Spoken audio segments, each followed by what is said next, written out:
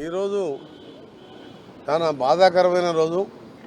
ఉమ్మడి ఆంధ్రప్రదేశ్లో ఎన్ఎస్వై యూత్ కాంగ్రెస్ నాయకునిగా ప్రజల మధ్యలో ఉంటూ పార్టీకి సేవ చేస్తూ, ఒకవైపు మంత్రిగా ప్రజలకు సేవ చేస్తూ, 2 సార్లు పిసిసి ప్రెసిడెంట్గా ఆ రోజు ఆనాటి ముఖ్యమంత్రి రాజశేఖర రెడ్డి గారితో కలిపి పోరాటాలు చేసి కాంగ్రెస్ పార్టీ అధికారంలో తేవడానికి కృషి చేసిన మహానాయకుడు.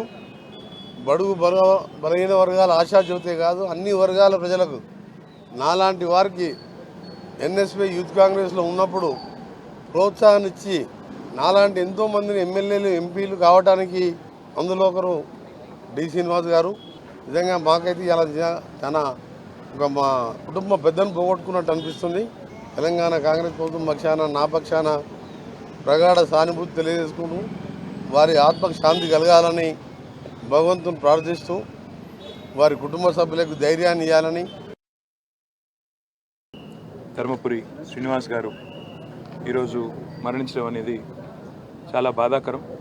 పెద్దలు మా పార్టీ అధ్యక్షులు కేసీఆర్ గారి ఆదేశం మేరకు గౌరవ శాసనసభ్యులు మాజీ మంత్రివర్యులు ప్రశాంత్ రెడ్డి గారు, జగదీష్ రెడ్డి గారు, నేను, అదేవిధంగా మా నాయకులు మాజీ ఎమ్మెల్యే గణేష్ గారు, మాజీ ఎమ్మెల్యే సురేందర్ గారు, ఇంకా సోదరులు బాల్క సుమన్ గారు, రాగిడి లక్ష్మారెడ్డి గారు అందరం కూడా కలిసి వారి కుటుంబానికి సంతాపం తెలియజేయడానికి, వారి కుటుంబానికి మా పార్టీ తరఫున, మా అందరి తరఫున వ్యక్తిగతంగా కూడా సానుభూతిని వ్యక్తం చేయడానికి ఇక్కడికి రావడం జరిగింది.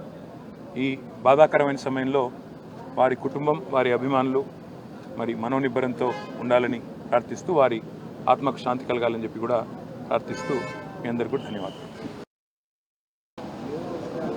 ఒక రాజకీయ నాయకుడిగా, ఒక బడుగు బలహీన వర్గాల వ్యక్తిగా సమైక్య ఆంధ్రప్రదేశ్ రాష్ట్రంలో విశేషమైనటువంటి కార్యక్రమాలలో భాగస్వామ్యం కావడం, ఒక నిజామాబాద్ జిల్లానే కాకుండా రాష్ట్ర వ్యాప్తంగా కూడా ఆయన విశేషమైనటువంటి సేవలు అందించడం. బట్ గడిచిన 3-4 సంవత్సరాల నుంచి వారి ఆరోగ్యం బాగలేకుండా మరి ఇంటికే పరిమితం కావడం,